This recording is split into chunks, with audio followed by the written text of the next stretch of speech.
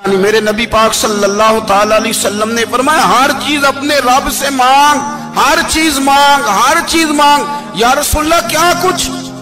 میرے محبوب نے فرمایا تیرے گھر میں نمک بھی ختم ہو جائے تو وہ بھی اپنے رب سے مانگا کر، تو مانگنا وہ تجھے دے گا، تو اس کی بارگاہ میں کشکول طلب دراز تو کرنا۔ اور ترمذی شریف میں عجیب لفظ ہیں، رسول کائنات نے فرمایا، رب کریم فرماتا ہے جب میرا بندہ ہاتھ اٹھاتا ہے نا تو مجھے حیا آتی ہے کہ میں خالی کیسے لوٹا دوں اس کے۔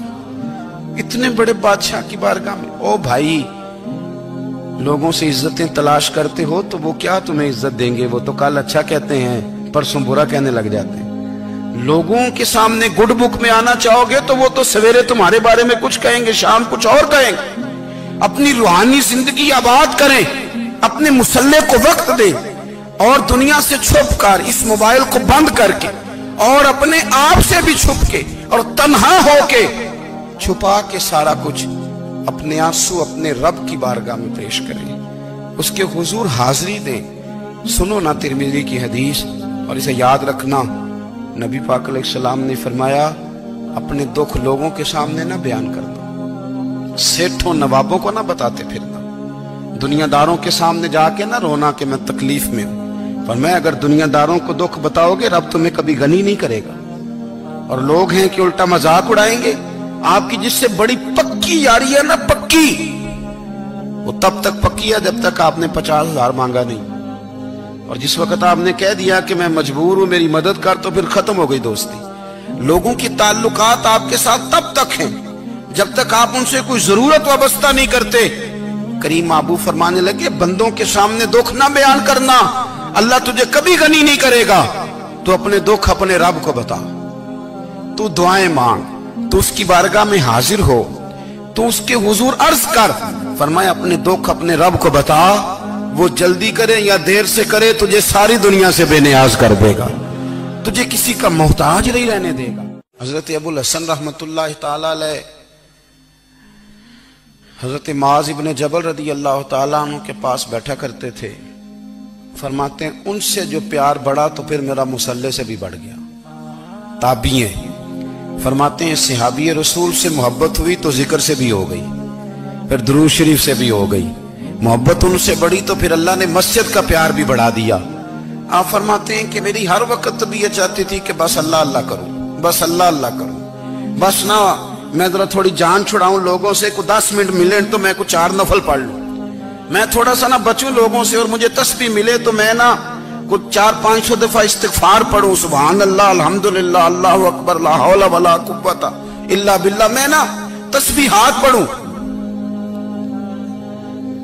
فرماتے ہیں کہ بچے تھے گھر میں 6-7، غربت تھی، کام ملتا کوئی نہیں تھا، اور میں کام چور نہیں تھا، کام ڈھونڈتا تھا، پر اللہ کی قدرت کے کام نہیں ملتا تھا۔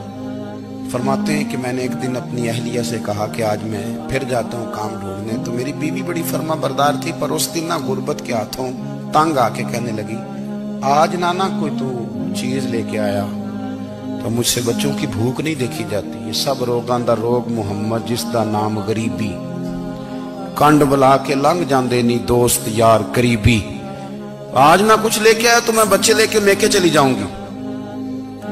شیخ فرماتے ہیں کہ میں بڑا پریشان گھر سے نکلا، پر میں نے صبح سے لے کے زور تک کام ڈھونڈا، کام ملا کوئی نہیں، تو میرے دل میں خیال آیا چلو کام نہیں ملتا تو اللہ اللہ تو کرے نا، چلو بندوں کی مزدوری نہیں ملتی تو رب کریم کی عبادت ہی کرتے ہیں۔ فرماتے ہیں کہ میں نے نا فرات کے پانی سے وضو کیا، نہر کے، شدید دھوپ تھی، ساتھ ریت تھی اور ریت تپ رہی تھی، میں نے اپنا رومال وہیں مصلی کے طور پر بچھا لیا، اور فرماتے ہیں کہ زور سے لے کر عصر تک نماز پڑھی، دھوپ بھی پورے زور پہ، پر میرے سجدے کا ذوق بھی پورے زور پہ۔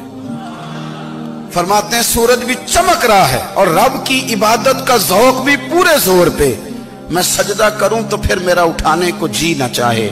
میرے استاد لکھا کرتے تھے، یہ ان کا شعر ہے، وہ کہا کرتے تھے مجھے سوز دے، مجھے ساز دے، اور مجھے نیم شب کا نیاز دے، دم سجدہ خود کو میں توڑ دوں، مجھے ایسا ذوق نماز دے، اور میں تیری بہار کا پھول ہوں، میں کھلا بھی ہوں تو تیرے لیے، مجھے میری شاخ سے توڑ لے، مجھے اپنی زلف کا ناز دے۔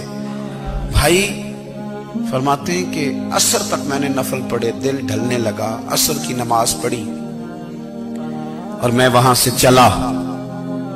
اب میں جب نکلنے لگا تو دل میں خیال آیا کہ چھوٹی چھوٹی دیواریں ہیں گھر کی، بغیر کچھ لیے جاؤں گا تو بیوی دور سے دیکھے گی تو شور کرے گی کہ پھر خالی ہاتھ آ گیا ہے۔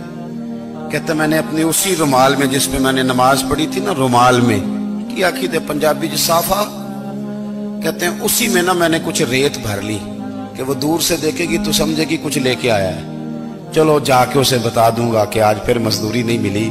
کہتے ہیں وہ ریت لے کر جب میں گھر میں گیا تو پہلے بیوی دروازے پہ کھڑی ہوتی تھی، پوچھتی تھی خالی ہاتھ آ گئے ہو؟ آج میں نے دیکھا تو ہے ہی کوئی نہیں۔ فرماتے ہیں میں اندر داخل ہوا، سلام لیے، کونے میں میں نے وہ رومال رکھ دیا اور میں نے آواز دی کہ بھلی مانس کہاں ہو؟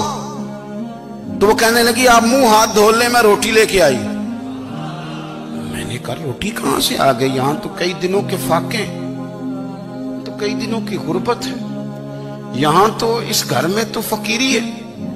فرماتے ہیں کہ وہ روٹی لے کے آئی اور اس وقت کی جو موجودہ نعمتیں تھیں، سمجھ لیں سلاد، اچار، ہر چیز ساتھ لائی۔ میں نے کہا کہ بچے کہاں گئے؟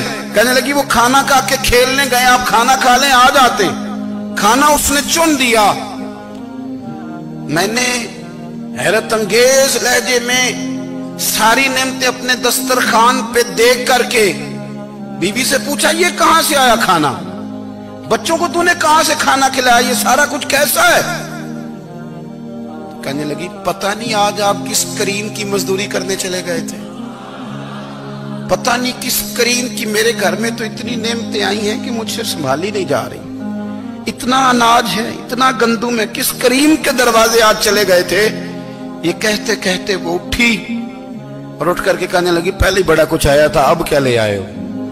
اور جا کر کے نا اس نے وہ ریت والا رومال کھولا، کہنے لگے میں تو لے کے آیا تھا ریت، تو میرے رب نے اسے بھی سونے اور ہیرے بنا دیا تھا۔